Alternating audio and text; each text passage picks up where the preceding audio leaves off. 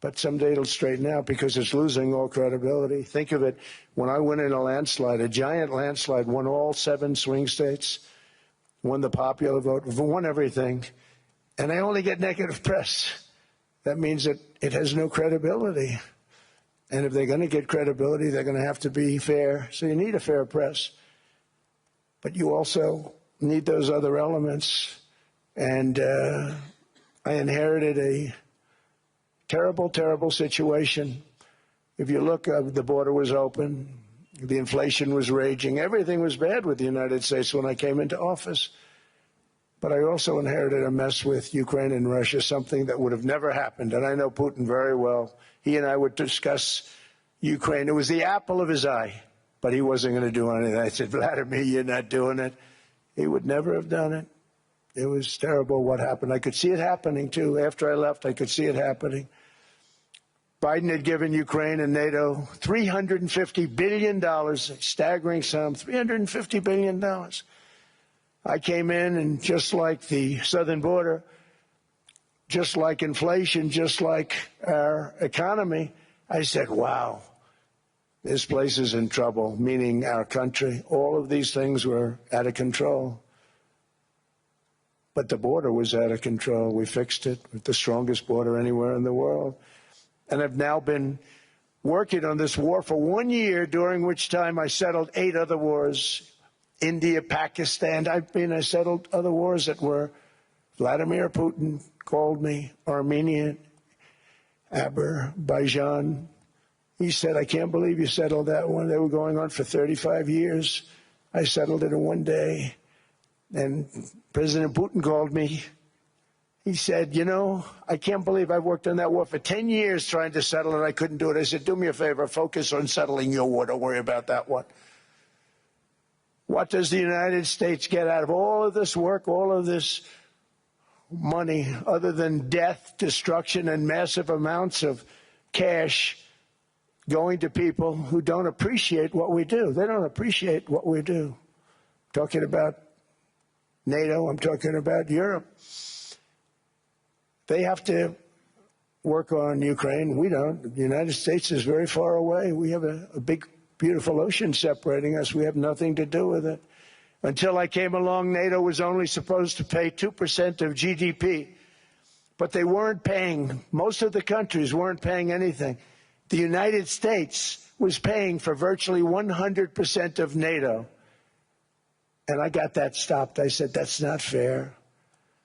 But then, more importantly, I got NATO to pay 5%, and now they were paying, and now they are paying. So something nobody said was possible. They said, we will never go up higher than 2%. But they went to 5%, and now they're paying the 5%. They didn't pay the 2%, and now they're paying the 5%. And they're stronger for it, and they have an excellent, by the way, Secretary General, who's possibly in the room. Mark, are you here? Yes, he's here. Hello, Mark. We never asked for anything, and we never got anything. We probably won't get anything unless I decide to use excessive strength and force, where we would be, frankly, unstoppable. But I won't do that. Okay? Now everyone's saying, oh, good. That's probably the biggest statement I made, because people thought I would use force. I don't have to use force. I don't want to use force. I won't use force. All the United States is asking for is a place called Greenland, where we already had it, as a trustee, but respectfully returned it back to Denmark not long ago after we defeated the Germans, the Japanese, the Italians, and others in World War II. We gave it back to them. We were a powerful force then, but we are... Sir ji! Sapne skip nahi. Sip करो. Simply visit kotakmf.com/MrSIP और सीखो SIP के साथ कैसे हो सकते हैं आपके सपने पूरे systematically. और आप? म्यूचुअल फंड निवेश बाजार जोखिमों के अधीन है. योजना से जुड़े सभी दस्तावेजों को ध्यान से पढ़ें. Those great big gorgeous ships, the Missouri, the Iowa, the Alabama, because I thought maybe we could take them out of mothballs. They said, no, sir, these ships are 100, think of that, 100 times more powerful than those big, magnificent pieces of art that you saw so many times ago, that you still see on television. You say, wow, what a force. 100 times, each ship 100 times more powerful than the big battleships of the past. So that was the end of the mothball story. So what we have gotten out of NATO is nothing except to protect Europe from the Soviet Union and now Russia. I mean, we've helped them for so many years. We've never gotten anything, except we pay for NATO. And we paid for many years until I came along. We paid for, in my opinion, 100% of NATO because they weren't paying their bills. And all we're asking for is to get Greenland, including right title and ownership, because you need the ownership to defend it. You can't defend it on a lease. Number one, legally it's not defensible that way, totally. And number two, psychologically, who the hell wants to defend a license agreement or a lease, which is a large piece of ice in the middle of the ocean where if there is a war, much of the action will take place on that piece of ice. Think of it. Those missiles would be flying right over the center of that piece of ice. All we want from Denmark for national and international security and to keep our very energetic and dangerous potential enemies at bay is this land on which we're going to build the greatest golden dome ever built. We're building a golden dome that's going to, just by its very nature,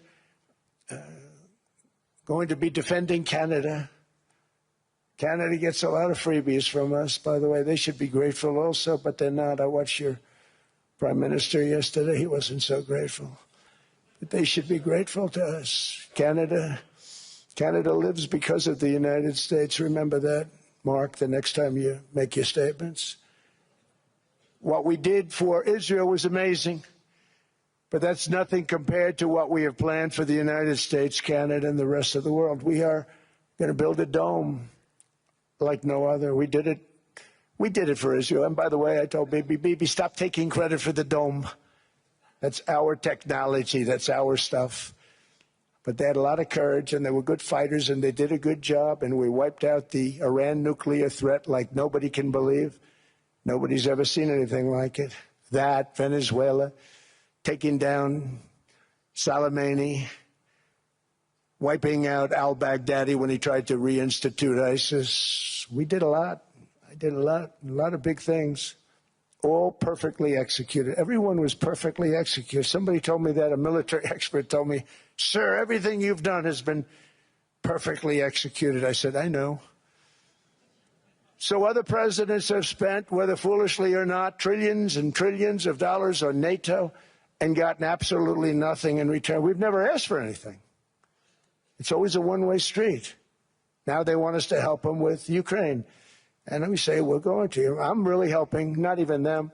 I want to see, last week, if you saw, it was 10,000 soldiers, but last month it was 31,000 soldiers died.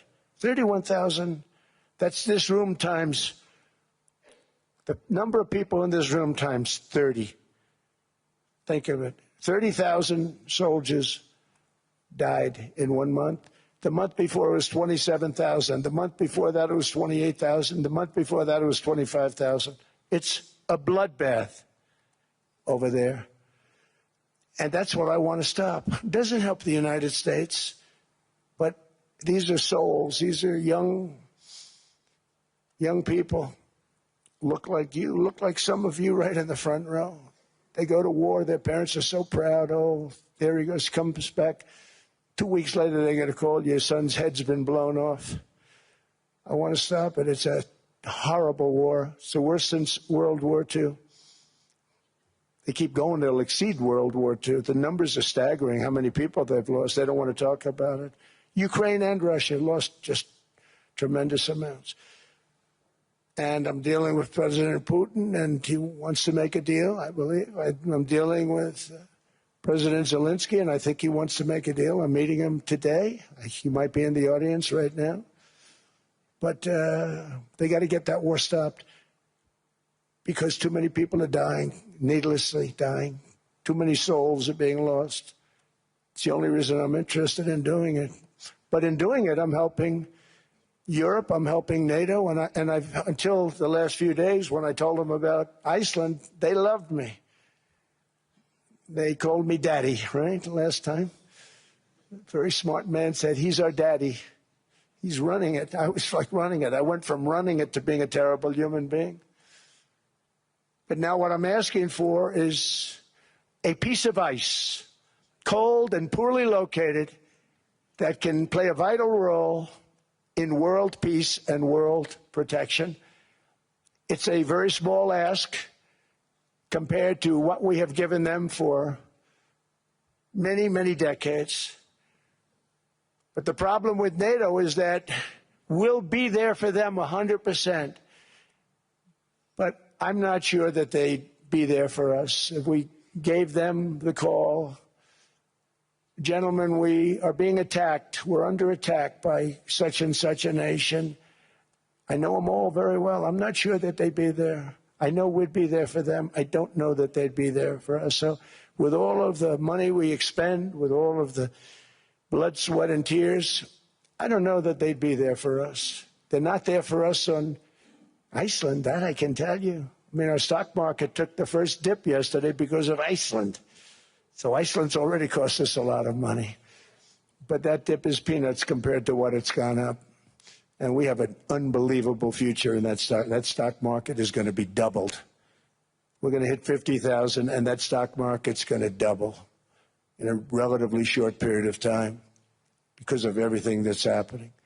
But this is a good example. After giving NATO and European nations trillions and trillions of dollars in defense, they buy our weapons. We make the greatest weapons in the world, but now we're going to make them faster, much faster. You saw that.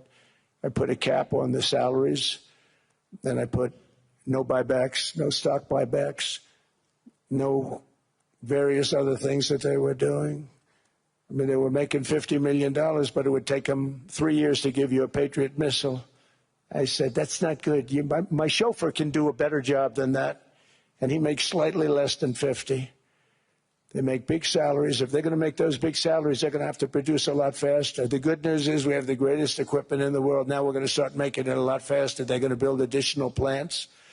And all of the money that goes into stock buybacks is going to go into building plants. We're not allowing stock buybacks by defense companies any longer. They're going to build new plants to make Tomahawks, Patriots. We have the best equipment, F-35s. F-47, the new one just coming out. They say it's the most devastating plane, fighter jet ever. Who knows? They called it 47. If I don't like it, I'm going to take the 47 off it. I wonder why they called it 47. We'll have to think about that. But if I don't like it, I'm going to take that 47 off. But it's supposed to be the Stage 6. It's supposed to be the first Stage 6 plane, undetectable, like our B-2 bombers were undetectable. They flew right over Iran. They were undetectable. And they did their job, and they got the hell out of there. So we want a piece of ice for world protection, and they won't give it. We've never asked for anything else, and we could have kept that piece of land, and we didn't. So they have a choice. You can say yes, and we will be very appreciative, or you can say no, and we will remember. A strong and secure America means a strong NATO, and that's one reason why I'm working every day to ensure our military is very powerful, our borders are very strong, and above all, our economy is strong because national security requires economic security and economic prosperity, and we have the greatest that we've ever had. Biden and his allies destroyed our economy and gave us perhaps the worst inflation in American history. They say 48 years, I say forever, but I think 48 years is the equivalent to forever. Whether it's 48 years or ever, it's terrible, costing the typical family $33,000. What they did to this country should never, ever be forgotten. It's early. But he has to be rated as the worst president we've ever had by far. The auto pen did much of the damage. The auto pen, he was the auto pen president. because I don't believe a sane president would have ever signed the kind of things that he signed. But now grocery prices, energy prices, airfares, mortgage rates, rent, and car payments are all coming down, and they're coming down fast. We inherited a mess, but we've done a hell of a job in 12 months. Under my most favored nation policy for drug prices, the cost of prescription drugs is coming down by up to 90%, depending on the way you calculate. You could also say 5, 6, 7, 800%. There are two ways of figuring that. But we have a favored nations policy that every president wanted, no president was able to get. I got it, and other nations approved it. And I had to use tariffs in order to get it because they said, no way. In other words, a pill that costs 10% in London costs $130. Think it costs $10 in London, costs $130 in New York or in Los Angeles. And I'd say, boy, that's bad. Friends of mine would say, you know, we go to London, you can buy the stuff for nothing. We go all over the world, we could buy it for nothing. Because basically America was subsidizing every nation in the world. Because presidents allowed them to get away with it. It became very tough. So when I called up Emmanuel Macron, I watched him yesterday with those beautiful sunglasses. What the hell happened? But I watched him sort of be tough. But he was at $10 for a pill. And I said, Emmanuel, and I have all the big pharmaceutical companies are in total agreement. It wasn't easy, by the way. They're tough, smart. They've been getting away with the scam for a long time. But they gave it up. But they said, you'll never get the countries to approve it. I said, why is that? Because they won't. They always said, we're not paying any more. Get the rest for the United States. So over the years, they stayed the same. We just went up, up, up.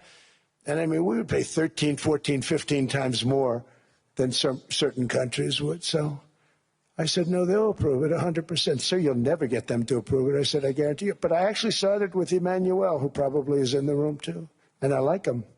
I actually like him. Hard to believe, isn't it? And I said, Emmanuel, you're going to have to lift the price of that pill to $20, maybe $30. Think of that. That means it's a doubling of prescription drugs. Might be a tripling, might be a quadrupling. It's not easy. No, no, no, Donald, I will not do that. I said, yes, you will, 100%. He said, no, no, no. You're asking me to double. I said, Emmanuel, you've been taking advantage of the United States for 30 years with prescription drugs. You really should do it, and you will do it. I have no doubt. In fact, I am 100% sure you're going to. No, no, no, I will not do it. Because, yes, in all fairness, he has to double or triple. Because the world being a bigger place than the United States, it's not that you meet in the middle. You just have to go up some, and we come down a lot. They go up a little, we come down a lot. So we're at $130. They're at 10. So they may have to go to 20 or 30. No more than that.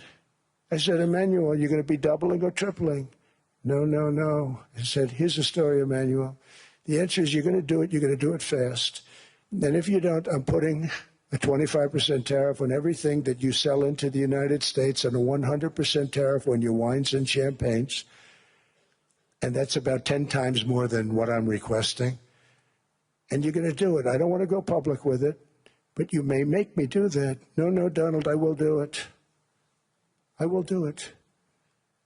It took me, on average, 3 minutes a country, saying the same thing. You will do it. They all said, no, no, no, I will not do it. You're asking me to double the cost of prescription. I said, that's right, because you've been screwing us for 30 years. And they said, we will not do it. I said, that's all right. On Monday morning, we're putting a 25, 30, 50. I gave different numbers for different countries. This is also national security we're talking about. Not fair. We're not going to subsidize the whole world. And every one of those countries have agreed to do it. So one of the biggest things that I've done is the fact that we have now most favored nation. We will pay whatever the lowest price is in the entire world. So our drug prices are going to be coming down by staggering 90%. Again, you could say 1,000%, 2,000%. Depends on the way you want to figure it, but we'll go with the way the fake news likes it better because it sounds, can you imagine a 90% reduction sounds much worse. But drug prices are going to be coming down tremendously in all the nations, and I appreciate them doing it, but they did it. In all fairness, without tariffs, I wouldn't have been able to get it done. After declining $3,000 under Biden, real incomes are up in the United States by $2,000, $3,000, and even $5,000 and more. Home ownership has always been a symbol of health and vigor of American society, but that goal fell out of reach for millions and millions of people in the Biden era because interest rates went up so high. Today, I'm taking action to bring back this bedrock of the American dream. In recent years, Wall Street giants and institutional investment firms, many of you are here, many of you are good friends of mine, many of you are supporters. Sorry to do this, Joe, I'm so sorry. But you've driven up housing prices by purchasing hundreds of thousands of single-family homes, and it's been a great investment for them. Often as much as 10% of houses on the market. You know, the crazy thing is a person can't get depreciation on a house, but when a corporation buys it, they get depreciation. Okay, that's something we're going to have to think about, too. I don't know if too many people think about that. You buy a corporation, they buy 500 houses. They buy hundreds of thousands. They buy 500 houses. They can take depreciation. A person sweats and works and buys one house. They can't. But homes are built for people, not for corporations, and America will not become a nation of renters. We're not going to do that. That's why I have signed an executive order banning large institutional investors from buying single-family homes. It's just not fair to the public. They're not able to buy a house. And I'm calling on Congress to pass that ban into permanent law, and I think they will. One of the biggest barriers to saving for a down payment has been surging credit card debt. The profit margin for credit card companies now exceeds 50%, one of the biggest.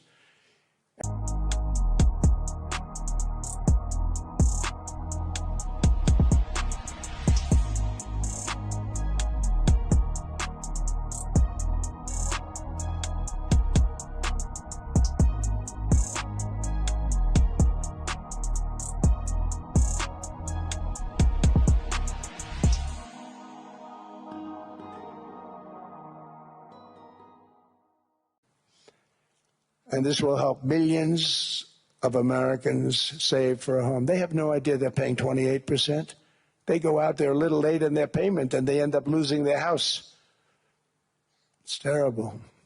To unleash innovation in savings and financing, I'm also working to ensure America remains the crypto capital of the world. And to that end, last year I signed the landmark Genius Act into law. Now Congress is working very hard on crypto market structure legislation, Bitcoin, all of them, which I hope to sign very soon, unlocking new pathways for Americans to reach financial freedom. And I did it for two reasons. Number one, I thought it was politically good, and it was. I got tremendous political support. But more importantly, China wanted that market, too. It's just like they want the AI.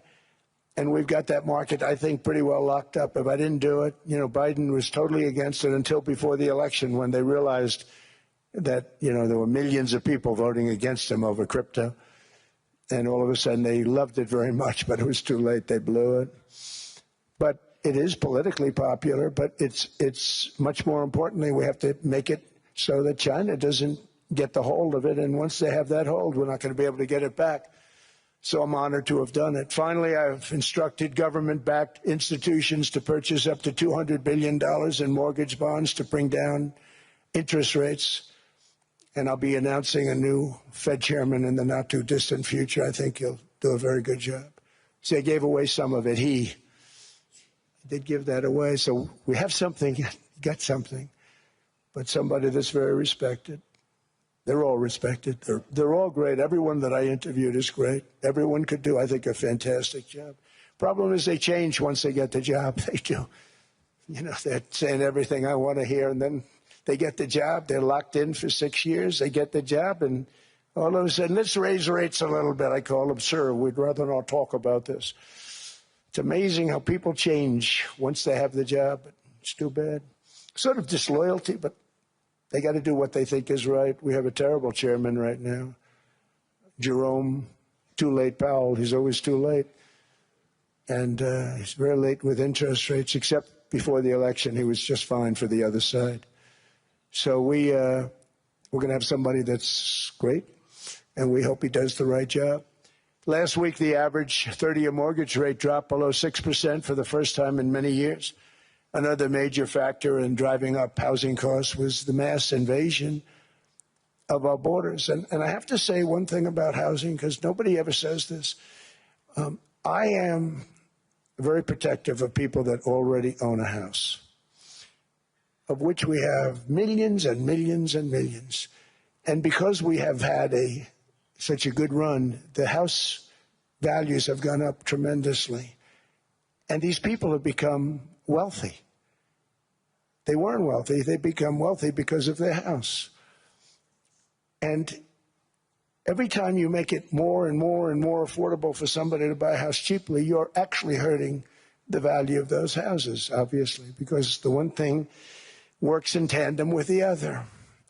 And I don't want to do anything that's going to hurt the value of people that own a house who, for the first time in their lives, are walking around the streets of whatever city they're in, very proud that their house is worth $500,000, $600,000, $700,000.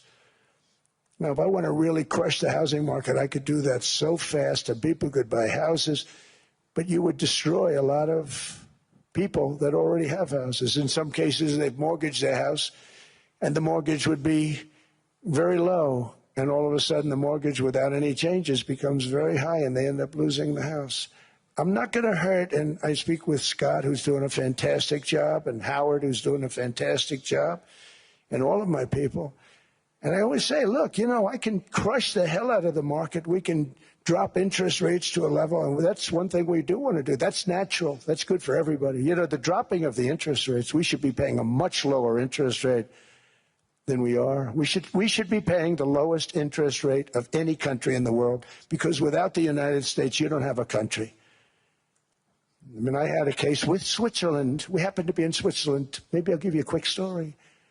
But they were paying nothing. They make beautiful watches, great watches, Rolex, all of them. They were paying nothing to the United States when they sent their product in. And we had a $41 billion deficit. $41 billion with this beautiful place. Flew over it, isn't it nice? So I said, let's put a 30% tariff on them so that we get back some of it, not all of it at all. We still have a deficit, big deficit. We had 41 million.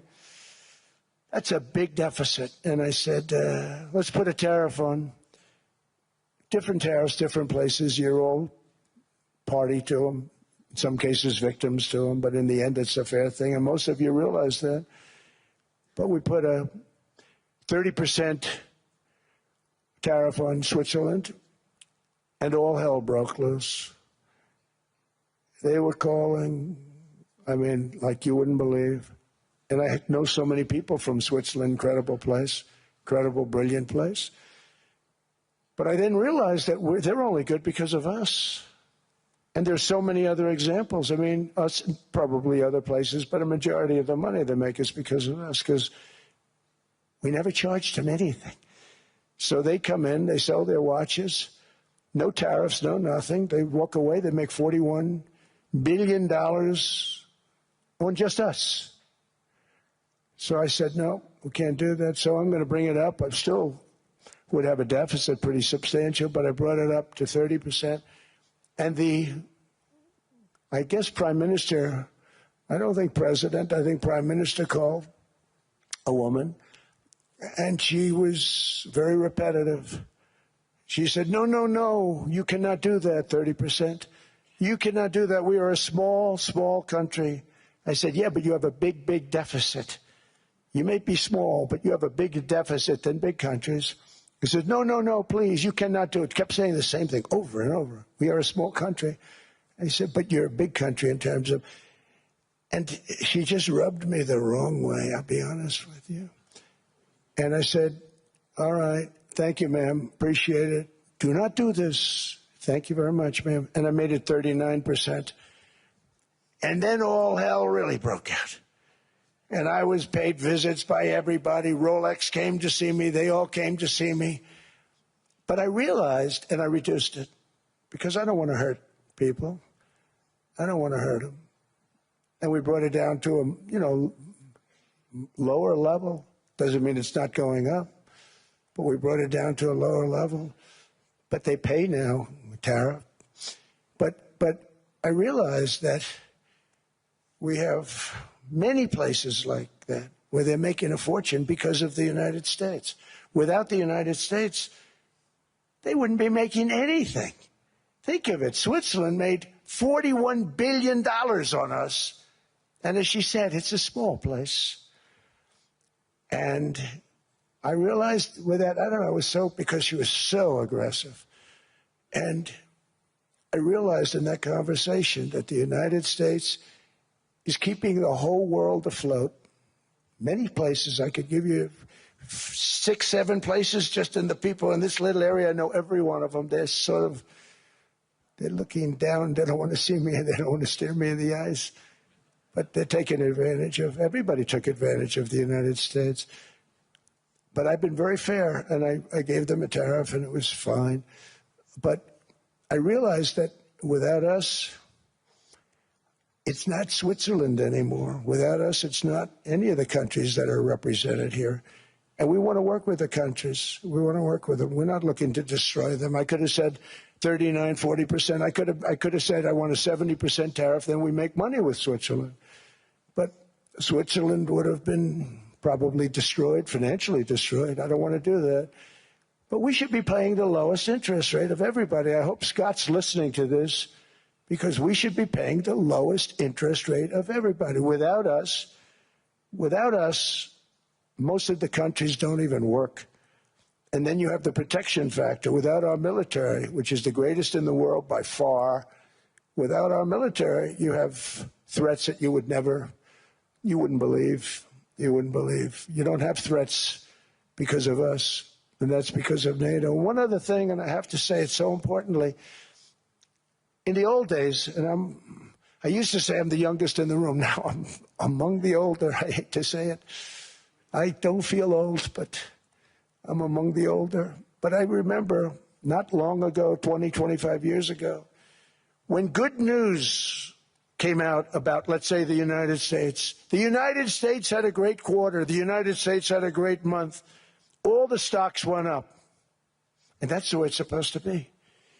Now when they say the United States had a record quarter, it's unbelievable how well it's doing, all the stocks crash because they say, oh no, inflation, they're going to raise interest rates. And they do. Some of these stupid people like Powell, they raise interest rates. And what they do is they stop you from being successful. It used to be when we had a great quarter, a great month, great earnings, great anything, any good news, the stock market went up. That's the way it's going to be. We got to do that again because that's the way it should be. Now when we have a great month, they want to kill it. Like we did over 5%. People were surprised. We should do 20%. We could do 25%. When we announce good numbers, and the reason is they're so petrified of inflation. And growth doesn't mean inflation. We've had tremendous growth with very low inflation. In fact, growth can fight inflation, proper growth. So we want to get back to the days when we announce great numbers, because we're going to be announcing phenomenal. You know, all these factories that are being built at record, thousands of businesses are being built right now. Remember, $18 trillion is invested. I think the second number is 3. And that was China many years ago. Investments in the country from outside. 18 trillion, nobody's ever seen. And that's money coming in and building things, factories. Thousands of businesses are being built. Thousands. Hundreds of big factories, car plants are moving back to the United States. They're coming in from Canada. They're coming in from Mexico, from Japan. Japan's coming in and building plants here in order to avoid tariffs. They're coming in from China. They're coming in from all over the world. We have more plants being built now, car plants, than we've ever had built, even in the heyday from the 1940s and 50s. And they're bigger. They don't use renovations anymore where they take an old plant, they rip it down, they build a brand new plant, super modern plant. But it's happening at levels that nobody's ever seen. In 2024, the U.S. built less than 2 million new homes, but Biden admitted more than 8 million new migrants. And those days are over. In 2025, for the first time in 50 years, the United States had reverse migration. Boy, that was nice. And these were criminals that were being taken out of our country because they allowed people to come into our country from jails, from gangs, drug dealers, murderers. 11,888 murderers. We've gotten most of them out. And then ICE gets beat up by stupid people from leadership in Minnesota. We actually are helping Minnesota so much, but they don't appreciate it. Most places do. You know, Washington, D.C. is the safest place now in the United States. It was a very dangerous place to walk, and now you can walk with your wife, your kids, right through the middle of the city. Right now, Washington, D.C. is as safe as it gets. It was one of the most unsafe, I had to admit. We sent in the military, the National Guard. Within 2 months, it was great. Within 3 months, it's like a really great place and a safe place and a beautiful place. It's even been cleaned up. The graffiti's gone. The fences are gone. We don't have to worry about fences anymore. All of the places, the grasses are cut and replaced with new grass in many cases. It's all going to happen in the spring. But Washington and D.C. is beautiful again, and it's safe. New restaurants are opening up. They were all closing. Now you can't get into a restaurant. Restaurants in Washington, D.C. are all opening. Memphis also, Memphis, Tennessee, New Orleans, Louisiana. We're there for 3 weeks. We've cut the crime down by 64%. Within another month, we'll have virtually no crime there. We can do that all over. We're going to help the people in California. We want to have no crime. I know Gavin was here. I used to get along so great with Gavin when I was president. Gavin's a good guy. And we're going to, if he needed it, I would do it in a heartbeat. I'd love to see. We did help them a lot in Los Angeles, a lot with the early in my term when they had some problems. But we would love to do it. I will say this, if I were a Democrat governor or whatever, I would call up Trump. I'd say, come on in, make us look good, because we're cutting crime down to nothing. And we're taking people out, career criminals who are only going to do bad things, and we're bringing them back to their countries. But where we've done it, it's been amazing. And we have a capacity to do it at much greater levels.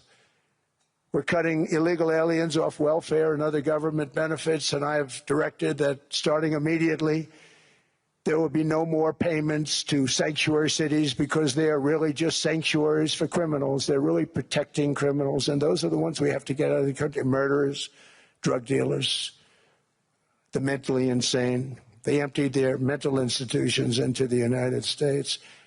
And despite that, we have the lowest crime numbers that we've ever had in the history of the country. Just came out. But equally importantly, we're cracking down on more than $19 billion in fraud that was stolen by Somalian bandits. Can you believe that Somalian? They turned out to be higher IQ than we thought. I always say these are low IQ people. How do they go into Minnesota and steal all that money? And we have, you know, they're pirates. They're good pirates, right? But we shoot them out of the water just like we shoot the drug boats out. They're not pirating too many boats lately, do you notice? When they go out into those boats, they want to take over $1.5 billion tanker loaded up with oil, and they say, we're going to blow up your boat. They have powerful weapons. You hit the side of the boat, you blow the whole thing up. The insurance companies are petrified, so they say, just give them the boat. We'll give them money instead. And I don't do that. We blow them right the hell out of the water. We see them going out, we blow them out of the water. We don't have any pirates so much anymore. If we do, they won't be there long. We've cut down with the hitting of the boats that are loaded up with drugs, including submarines. Can you believe they actually buy small? They call mini subs, very fast. They're meant for drugs. We've knocked out 2 of them. The Democrats say they were fishing. You have ruined somebody's fishing weekend. I would say a submarine is not a fishing boat. You don't fish. But we've knocked down drugs by water, the oceans, the sea, by 97.2%. Think of that. And I actually say, who the hell are the 3%? Because I would not want to be piloting one of those boats. We knocked them down, and now we're going to start on land. We're going to knock it all out. The land is the easy part. What we did on sea is incredible, and that's our great military. The situation in Minnesota reminds us that the West cannot mass import foreign cultures, which have failed to ever build a successful society of their Priya added a hotel to her flight just because it had a floating breakfast. Expedia, made to travel. This person, who they just reported is worth $30 million. You believe this? Ilhan Omar, talking about the Constitution provides me. She comes from a country that's not a country, and she's telling us how to run America. Not going to get away with it much longer, let me tell you. The explosion of prosperity and conclusion and progress that built the West did not come from our tax codes. It ultimately came from our very special culture. This is the precious inheritance that America and Europe have in common. We share it. We share it, but we have to keep it strong. We have to become stronger, more successful, and more prosperous than ever. We have to defend that culture and rediscover the spirit that lifted the West from the depths of the Dark Ages to the pinnacle of human achievement. We live in an incredible, changing period. It's an unbelievable time, but we have to take advantage of the time that we're in. In our hands are technologies that our ancestors could scarcely have. I mean, they couldn't have even dreamt some of the things that we see today. And so rapidly they're produced. I mean, AI, 2 years ago, nobody ever heard of the term, and now everybody's talking about it. And it can have some very good purpose. It could also have some dangerous purpose, and for that we have to watch out. But some tremendous things are happening because of it. And we're leading by so much. We're doing so well. But opportunities that are bigger and grander than ever before in human history are right before us. It is the pioneers in this room. Many of you in this room are true pioneers. You're two truly brilliant people. Just your ability to get a ticket is brilliant because you have about 50 people for every seat. I don't know what. That's Larry. Everything Larry touches turns to gold. He made this very successful. But you're in this room, and some of you are the greatest leaders anywhere in the world. You're the greatest brains anywhere in the world.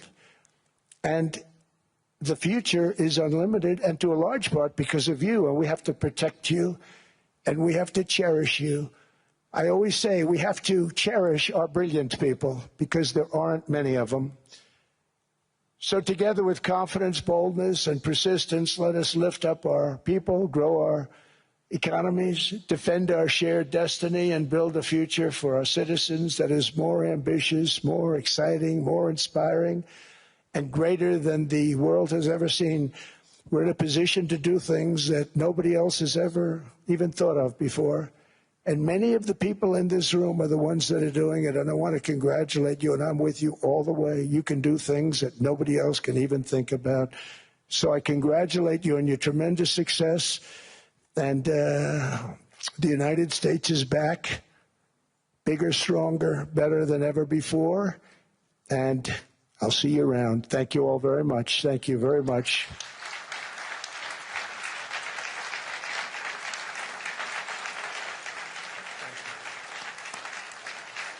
Thank you.